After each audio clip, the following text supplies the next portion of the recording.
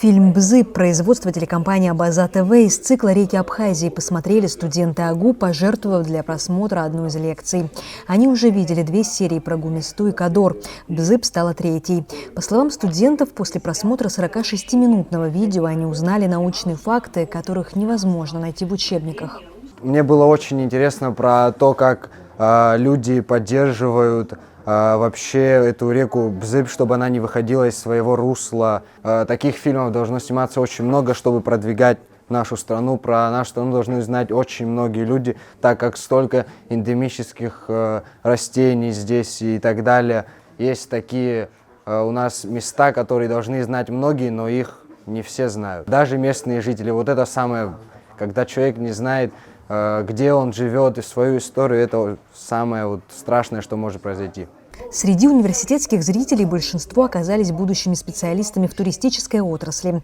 Как говорят студенты, благодаря фильму о Бзыбском ущелье они узнали о роли реки в формировании экосистемы, связывающей горы и пляжи Абхазии. Каждый раз очень интересно, мы узнаем всегда что-то новое. Очень красивые пейзажи, очень красивая картинка, и это очень сильно завораживает и прям цепляет взгляд, и хочется на это смотреть и смотреть.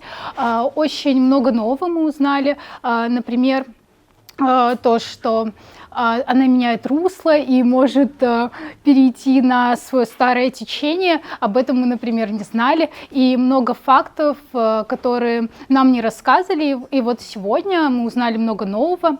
Хотелось бы в дальнейшем тоже смотреть на ваши фильмы, чтобы вы нам приходили, рассказывали.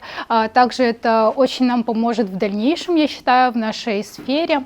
Также, может быть, мы тоже что-нибудь снимем. По словам преподавателей, фильмы о реках Абхазии могут быть наглядными пособиями в изучении географии и биологии республики. А для учащихся отделения туризма могут послужить отправной точкой для формирования новых маршрутов для гостей Абхазии. И мы считаем, что для наших студентов это оказывает очень благоприятное влияние, потому что они все это знают, да, из литературных источников. Но когда они видят это наглядно, очень познавательно. И в том плане вот для нас, что вы охватили историко-археологический аспект, да, мы с ним были не очень знакомы, да. Можно благодаря вашему фильму, да, развивать многие направления в туризме, но именно связанные с экологическим направлением.